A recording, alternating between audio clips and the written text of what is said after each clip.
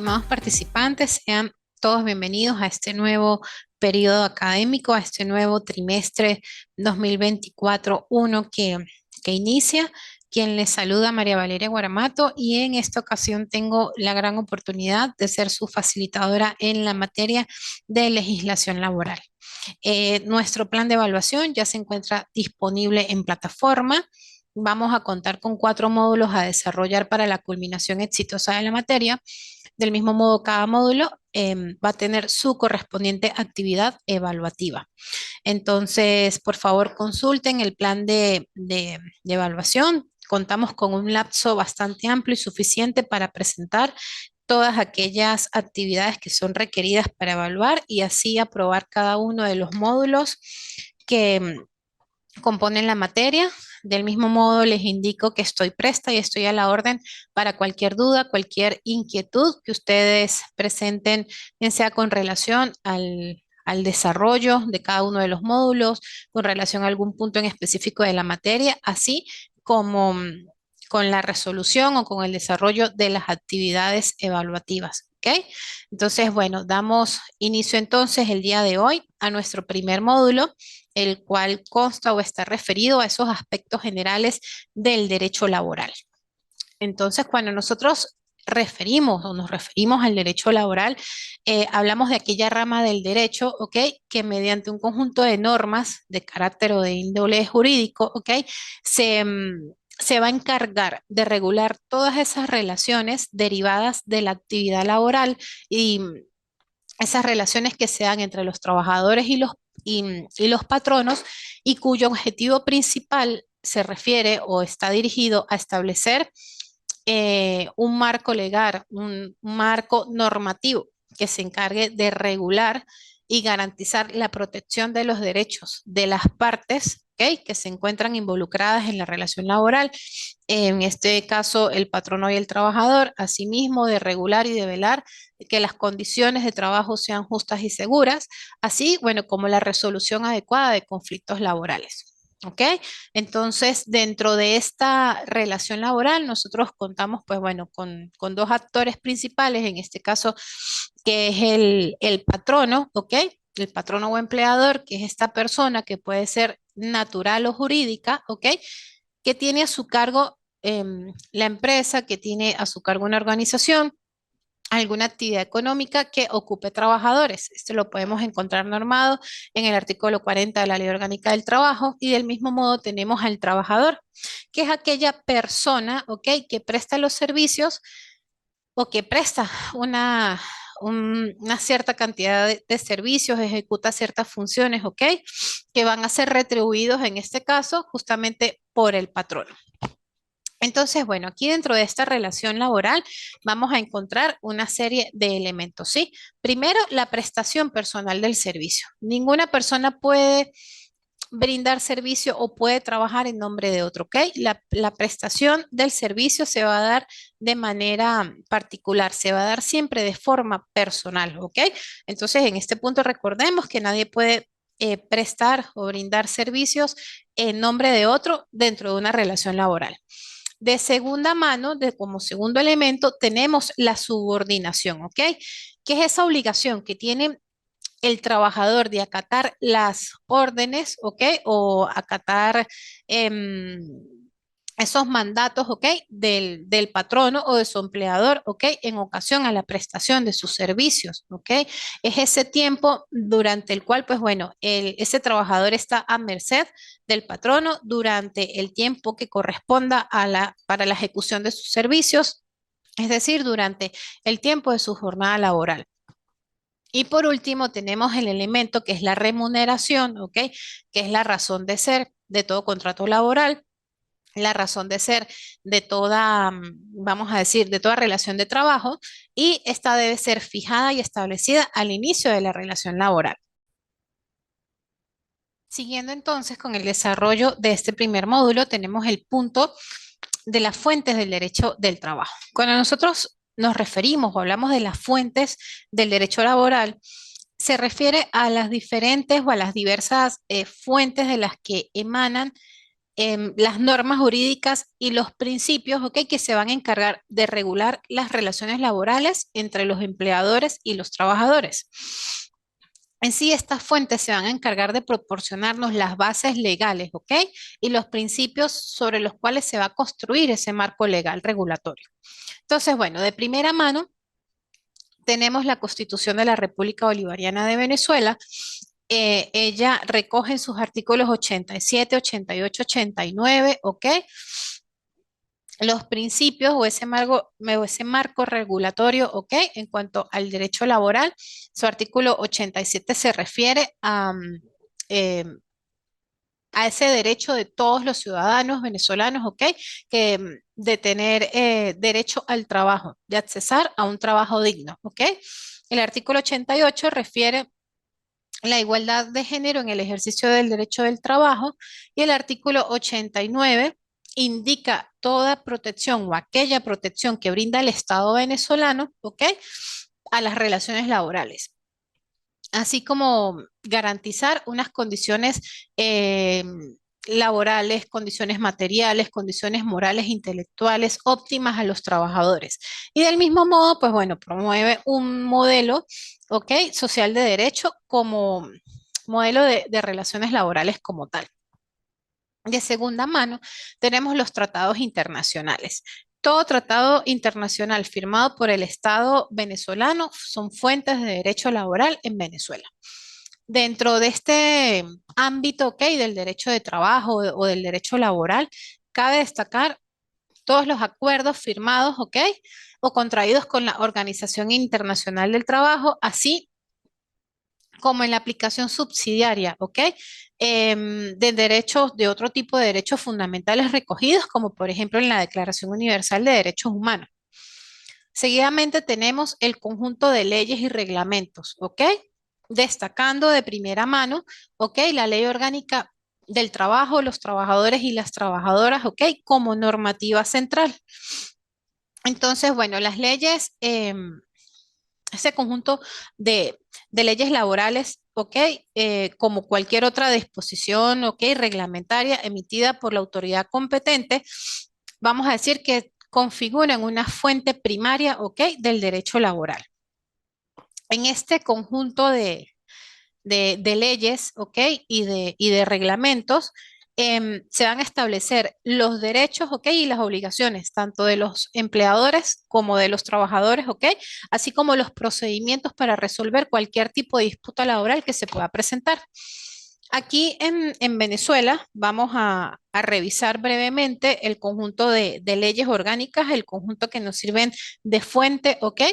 En el derecho del trabajo, inminentemente tenemos la Ley Orgánica del Trabajo de los Trabajadores y las Trabajadoras como normativa central, como lo mencioné hace un instante, la Ley Orgánica Procesal del Trabajo, la Ley Orgánica de la Seguridad Social. Del mismo modo, tenemos la Ley Orgánica de Prevención, Condiciones y Medio Ambiente de Trabajo, mejor conocida también como la LOTCIMAT, ¿ok? Dentro del cuerpo de los reglamentos tenemos el reglamento parcial de la Ley Orgánica del Trabajo y el reglamento parcial de la LOTCIMAT, asimismo como ciertos conjuntos también de normas técnicas, ¿ok? Que son importantes cumplir a cabalidad, ¿ok? Para garantizar un cumplimiento de las funciones, para garantizar un estado óptimo de las condiciones laborales de los trabajadores. Seguidamente tenemos también lo que son las costumbres y las prácticas laborales. Estas también influyen, pero pueden influir ¿en qué? En la interpretación de las normativas laborales, ¿ok? Siempre que nosotros se cuentan con costumbres o con prácticas laborales arraigadas en una sociedad o en un país, también, bueno, como les digo, puede influir en la interpretación y en la aplicación de ciertas normas de carácter laboral, ¿ok? Si bien, pues bueno, sabemos que la costumbre no tiene el mismo peso, no tiene, vamos a decir, la misma importancia o el mismo peso de una ley escrita, ¿ok? Puede ser considerada como, evidentemente, fuente del derecho en ciertos casos. Perfecto. Tenemos entonces seguidamente la jurisprudencia. Esa jurisprudencia se refiere a ese conjunto de decisiones, ¿ok? Judiciales, especialmente, pues bueno, las provenidas por los tribunales laborales, ¿ok? Ese conjunto de decisiones judiciales y los precedentes que establecen este tipo de tribunales y otros tipos de órganos judiciales, ¿ok? Son una fuente súper importantísima en el derecho laboral, ya que la jurisprudencia, en qué nos va a ayudar o cómo repercute en la funcionalidad del derecho laboral, bueno, que me va a ayudar a interpretar leyes laborales y aclarar su aplicación en diferentes casos específicos. ¿Ok? Finalmente tenemos entonces lo que es la doctrina laboral. La doctrina laboral recoge todo ese conjunto de opiniones, todo ese conjunto de estudios y de análisis realizados por expertos en la materia, por expertos en el derecho laboral y como tal la doctrina se considera ya es una fuente auxiliar. ¿Ok? Esta nos puede ayudar a proporcionar orientación adicional también sobre la interpretación y la aplicación de ciertas normas, evidentemente de carácter legal, de carácter normativo laboral, y aunque del mismo modo no tiene la misma fuerza que una legislación o la jurisprudencia, la doctrina, pues bueno, nos puede resultar bastante útil para entender los principios fundamentales del derecho laboral. Entonces, bueno, con relación a las fuentes del trabajo que hemos enumerado hace un momento, es importante que nosotros sepamos o que nosotros destaquemos, ¿ok? La interrelación que hay entre cada una de ellas y cómo juegan como un papel complementario en la configuración de un marco legal, de un marco normativo, ¿ok? Que se va a encargar de regular las relaciones laborales en Venezuela, en el país.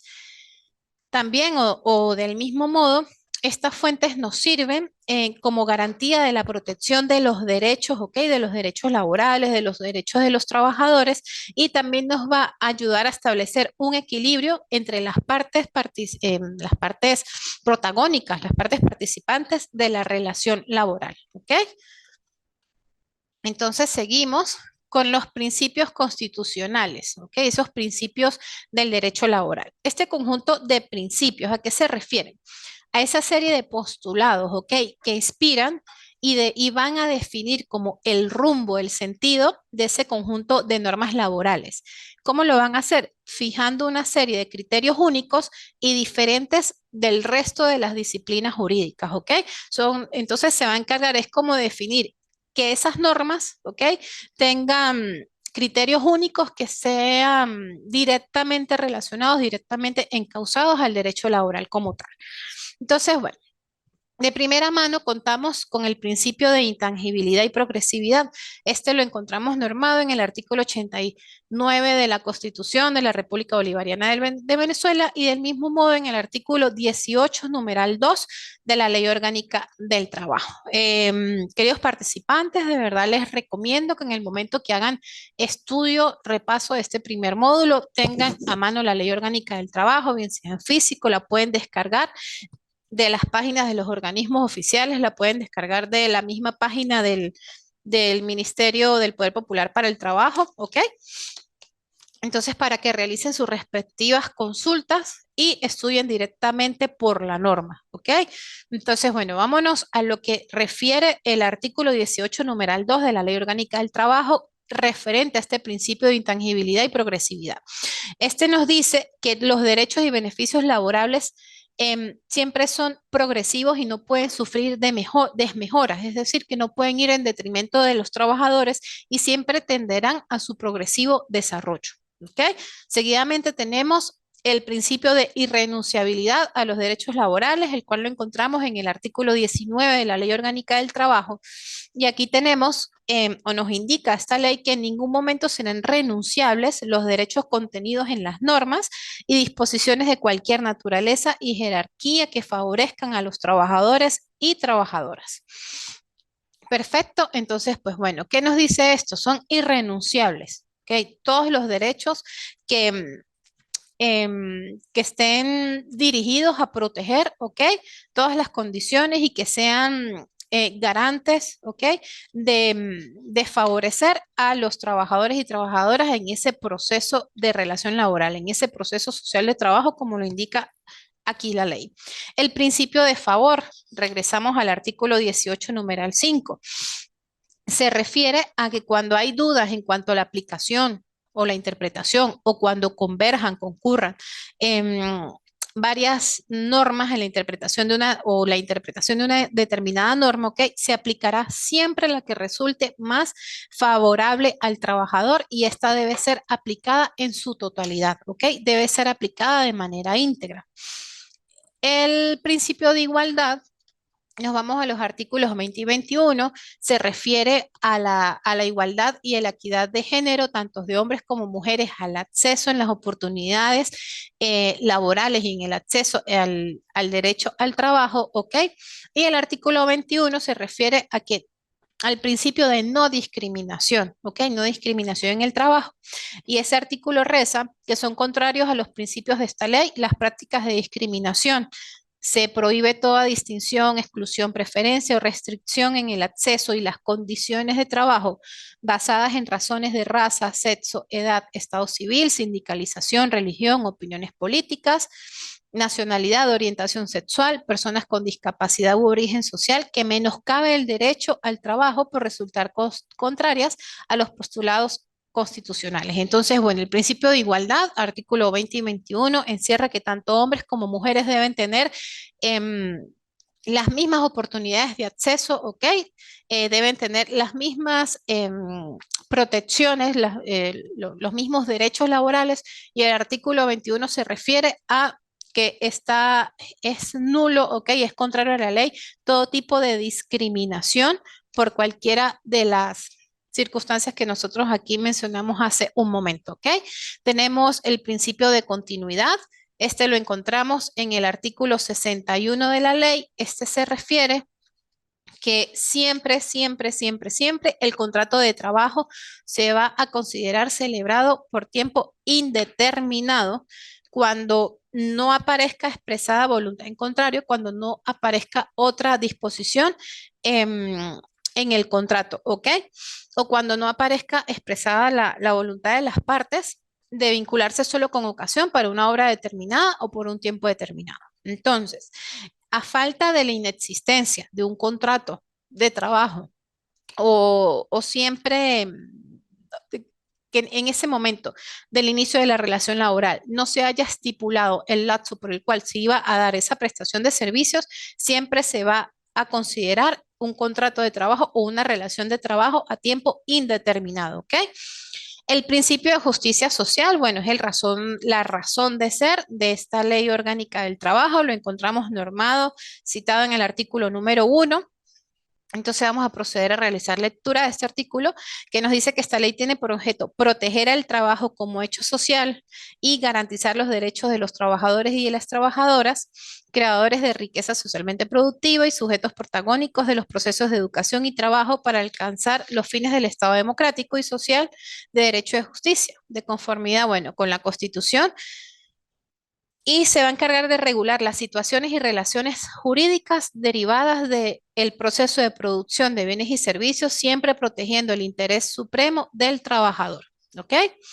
Y finalmente tenemos el principio de la primacía de la realidad sobre las formas o apariencias. Vamos a dirigirnos entonces al artículo 22 de la Ley Orgánica del Trabajo, el cual nos indica que en las relaciones de trabajo siempre va a prevalecer la realidad sobre las formas o apariencias, o así como la interpretación y aplicación de la materia del trabajo y la seguridad social.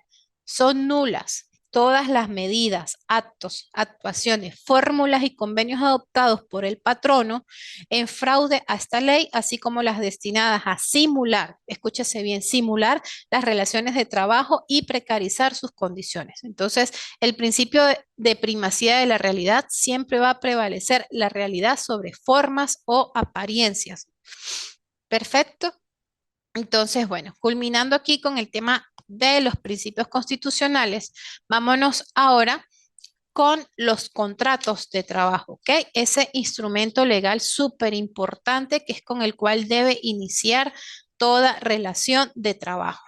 El artículo, los contratos de trabajo los encontramos normados, conceptualizados en el artículo 55 de la Ley Orgánica del Trabajo, ¿ok? Y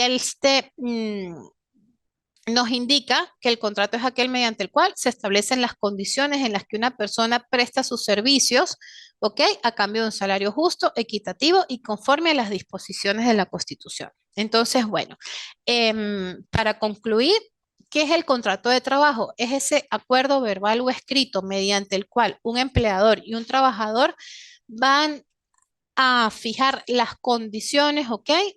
En el cual se va a realizar esa prestación de servicios, ¿ok? La prestación de servicios que va a realizar ese trabajador en favor de un patrono, ¿ok? Se va a fijar, se va a establecer la remuneración que fue mutuamente acordada entre las partes, ¿ok? Y donde el empleador se compromete a proporcionar trabajo y sobre todo a garantizar condiciones idóneas, condiciones óptimas laborales y de seguridad requeridas por la ley. Entonces, dentro del contrato de trabajo, nosotros contamos con cuatro elementos que son esenciales, ¿ok? De primera mano tenemos el consentimiento libre y sin coacción de ambas partes. Para nosotros celebrar un contrato de trabajo, pues bueno, ambas partes tienen que acceder de forma voluntaria y libre y sin ningún tipo de coacción. Como segundo elemento tenemos la subordinación del trabajador al empleador, que lo hablamos hace un momento cuando estábamos definiendo justamente a lo que se refería el derecho laboral. Entonces, recapitulando, pues esa subordinación es la obligación que tiene el trabajador de acatar las normas o las órdenes del patrono en ocasión a esa prestación de sus servicios, ¿ok? Seguidamente tenemos la prestación de servicios por parte del trabajador y por último, esa razón de ser de todo contrato de trabajo, esa razón de ser de toda relación laboral, el pago de una remuneración por parte del trabajador, por parte, perdón, del empleador en ocasión a la prestación del servicio de ese trabajador, en ocasión al desarrollo, en desarrollo al cumplimiento de las funciones para los cuales fue contratado ese trabajador. Entonces, bien.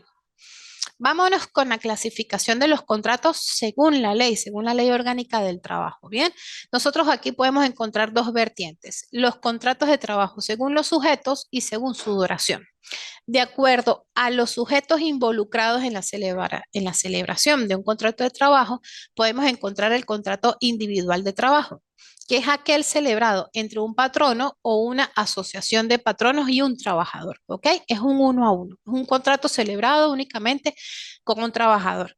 Y el contrato colectivo de trabajo es aquel celebrado entre un patrono y entre un sindicato, una federación o una confederación de trabajadores, ¿ok? Entonces aquí ya es una relación de uno a un grupo de trabajadores, ¿ok? Es un contrato colectivo. Según su duración, ¿ok? Tenemos entonces el contrato a tiempo indeterminado, el cual lo encontramos en el artículo 61 de la Ley Orgánica del Trabajo, ¿ok? Y aquí el trabajador simplemente es contratado de manera permanente, de manera fija. No se establece, ¿ok? Un tiempo determinado o un lapso determinado para la prestación del servicio, ¿ok?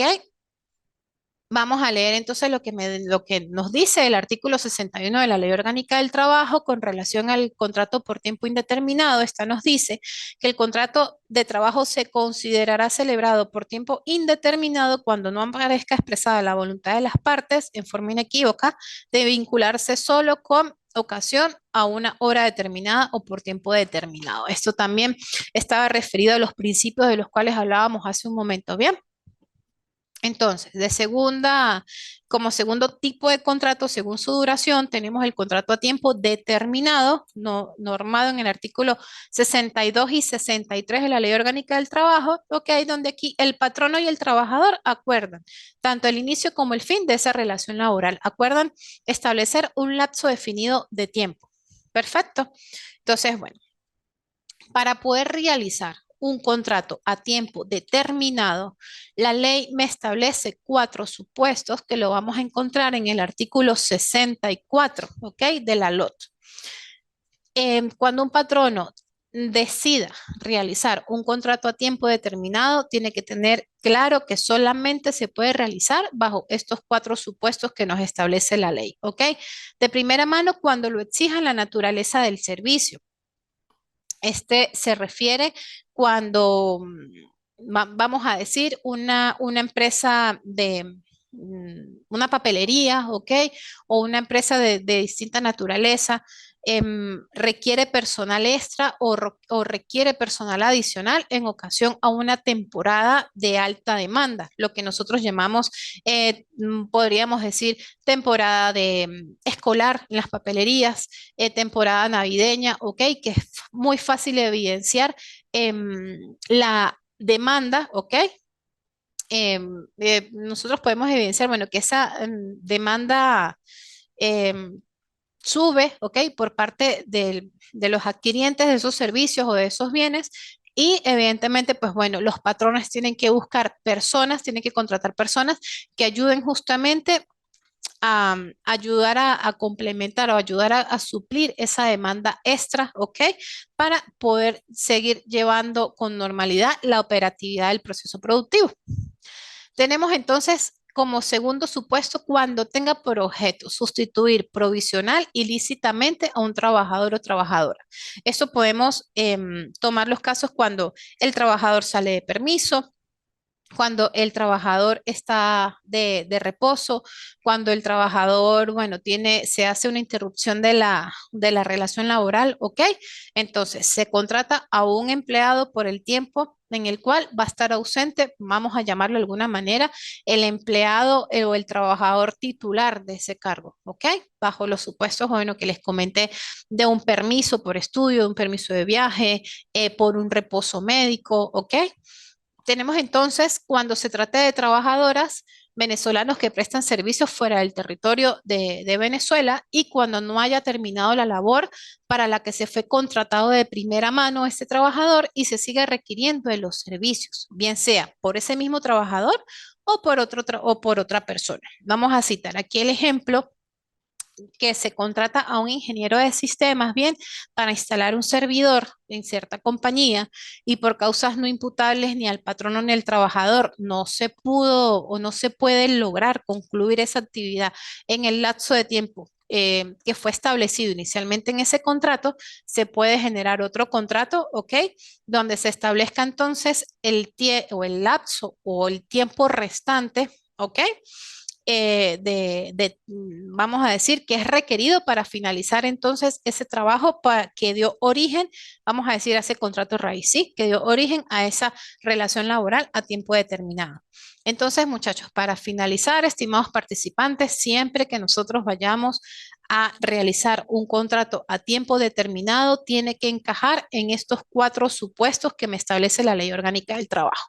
No puedo contratar un trabajador por 3 meses y hacerle contratos subsiguientes por 3 meses, por 3 meses, por 3 meses, por 3 meses, porque eso es contrario a la ley. De igual modo, cuando sean sujetos de una inspección por parte de la Procuraduría, no, en este caso, perdón, por parte de la Inspectoría del trabajo y ver esa secuencia y esa seguidilla, evidentemente se toma que ese trabajador ya se considera que es contratado a tiempo indeterminado por parte de la compañía, ¿ok? Entonces, pues bueno, eso es uno de los errores que se tienden a cometer a nivel organizacional, a nivel de empresa, emitir contratos a tiempo determinado sin que encajen en estos supuestos de ley. Entonces, bueno, seguimos. Para poder nosotros celebrar un contrato de trabajo que sea, vamos a decir, que sea válido, que sea lícito, ¿ok? También tiene que cumplir con una serie de requisitos formales que se encuentran en el artículo 59, ¿ok? De la Ley Orgánica del Trabajo. Es súper importante que en el momento que nosotros redactemos un contrato de trabajo o inclusive en el momento en que nosotros vayamos a firmar un contrato de trabajo, tengamos la capacidad de determinar que éste cuente con todos y cada uno de los requisitos exigidos por la ley. De primera mano, vamos a ahondar en esos requisitos. Primero, tiene que estar plenamente identificadas las partes involucradas, ¿ok? En la celebración de este contrato. Tiene que estar identificado tanto el patrono como trabajador con la totalidad de sus datos, nombre, apellido, cédula de identidad, nacionalidad, dirección, estado civil y las demás que se requieran, las demás que indica la ley. Como segundo requisito, cuando se trate, pues bueno, de personas jurídicas, los datos correspondientes a su denominación y domicilio y la identificación de la persona natural que la represente. Esto es para el caso de los patronos, ¿ok? La denominación del puesto de trabajo o cargo, eso es súper importante, contar con una descripción de los servicios a prestar que se determinará con la mayor precisión posible. Esto siempre es importante indicar, así se nos vayan 2 páginas en el contrato, que el contrato quede muy largo, no importa, siempre de verdad es recomendable tomar la previsión de ser lo más específicos posibles con la descripción de las funciones que va a cumplir ese trabajador. ¿Por qué? Se puede presentar el caso en el día de mañana que el trabajador no quiera cumplir con las funciones para los cuales fue contratado, o por el contrario, contamos también con patrones que quieran exigir funciones adicionales para las cuales no fue contratado ese trabajador. Entonces es súper importante que desde el inicio, que desde el primer momento de la celebración de ese contrato, desde el inicio de esa relación laboral, queden sentados cuáles son las descripciones de esas funciones que va a desarrollar el trabajador. Seguimos entonces con la fecha de inicio de la relación de trabajo, la indicación expresa si es un contrato a tiempo indeterminado o a tiempo determinado, que lo hablamos hace un momento, ¿ok? En el caso de que se celebre un contrato a tiempo determinado, el tiempo de duración, ¿ok? Expresado preferentemente en meses, en días, perfecto, que quede lo más claro posible allí. La hora o labor que debe realizarse cuando se trate para un trabajo para una hora determinada, la duración de la jornada de trabajo, las horas que va a trabajar, del mismo modo si va a cumplir con una jornada diurna, una jornada nocturna o con una jornada mixta, ¿ok? El salario estipulado entre las partes, recordemos que el trabajo siempre el salario, perdón, se va a estipular mutuo acuerdo entre las partes, del mismo modo se debe indicar la forma de calcularlo, su manera y el lugar de pago, así como los demás beneficios que le correspondan por ley o cualquier otro beneficio adicional que le quiera otorgar el patrono, en este caso el trabajador. Tenemos entonces el lugar donde se deben prestar los servicios, donde se debe desarrollar las funciones, ¿ok? Si hay convenciones o hay acuerdos colectivos aplicables, también se deben nombrar allí. El lugar muy importante de la celebración del contrato, ciudad, estado y país.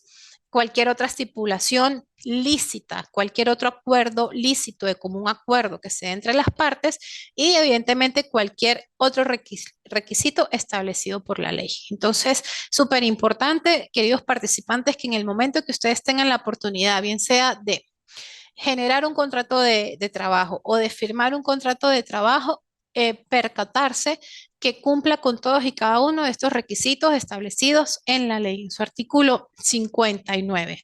Bien, entonces, bueno, seguimos con lo que es el salario, muchachos. Vamos a ahondar un poquito ya en lo que es esta parte de la remuneración por la prestación de sus servicios, ¿ok? A un trabajador. ¿Qué entendemos nosotros por salario? Lo hablábamos hace un momento, o por remuneración.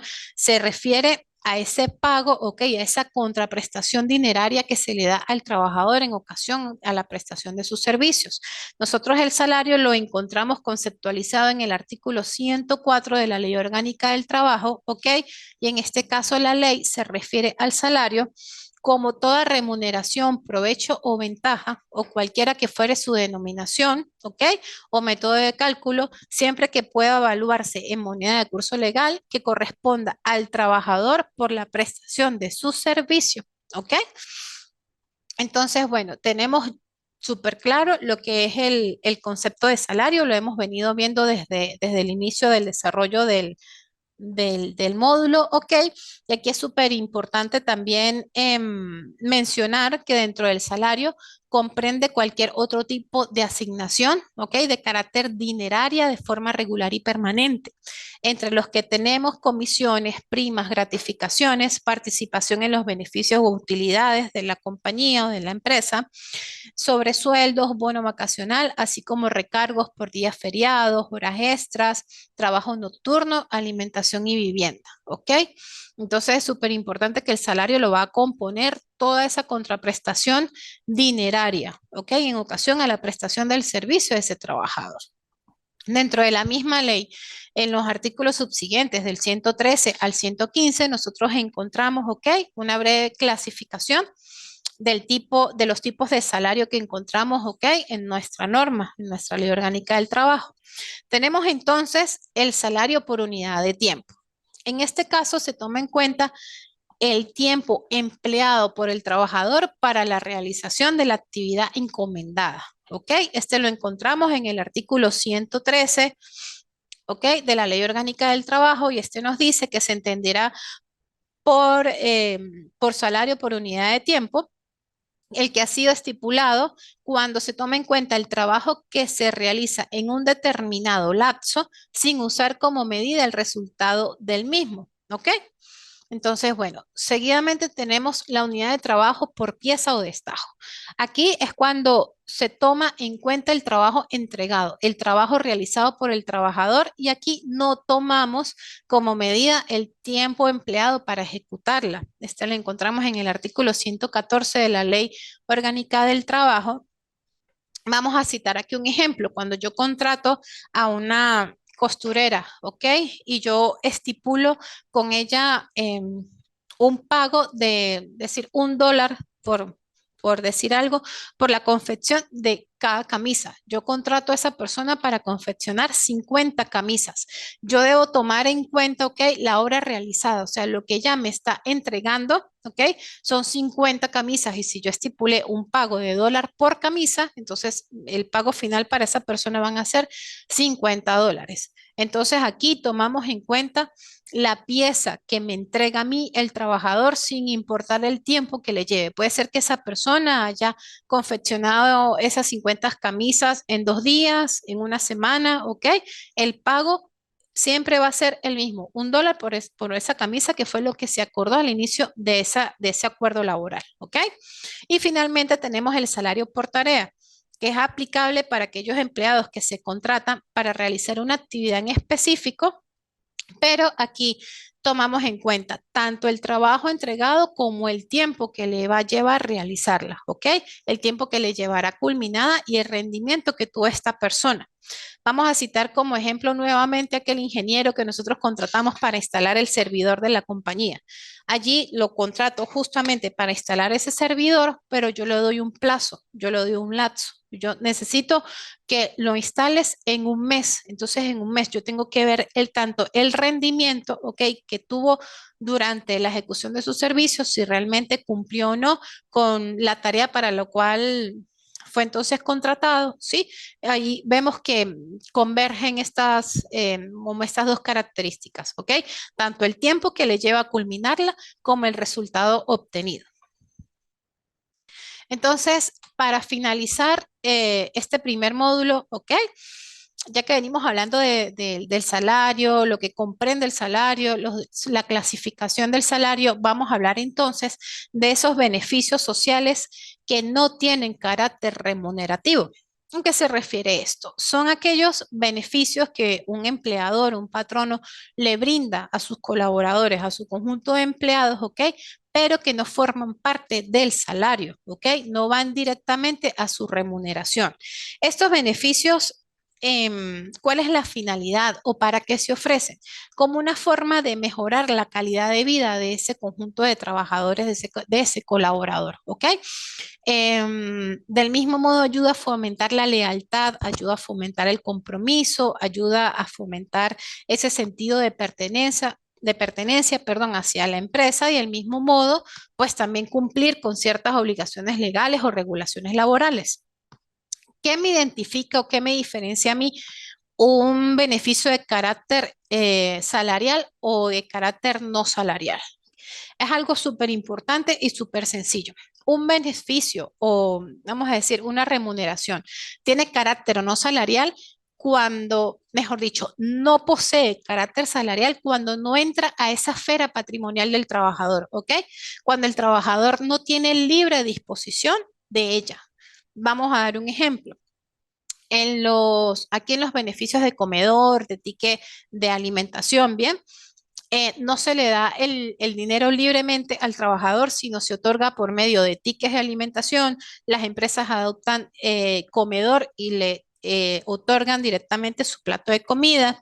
Del mismo modo, las guarderías infantiles, becas escolares, útiles escolares, se le entrega directamente el paquete de útiles al trabajador. Las guarderías infantiles o vamos a decir los pagos por mensualidad de colegios se hacen directamente al centro educativo o se hacen directamente a la guardería, ¿ok? Se solicita la factura, la empresa pues bueno se encarga de realizar el pago directo a ese centro, ¿ok? No tiene una libre disposición, la empresa no le da el dinero directamente al trabajador para que realice ese pago.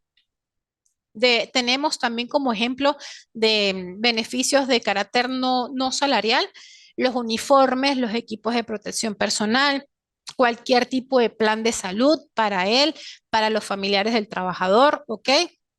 Pueden ser seguros, pueden ser planes de consultas médicas, ¿ok? Jornadas de salud que se realicen dentro de las instalaciones o dentro de la compañía.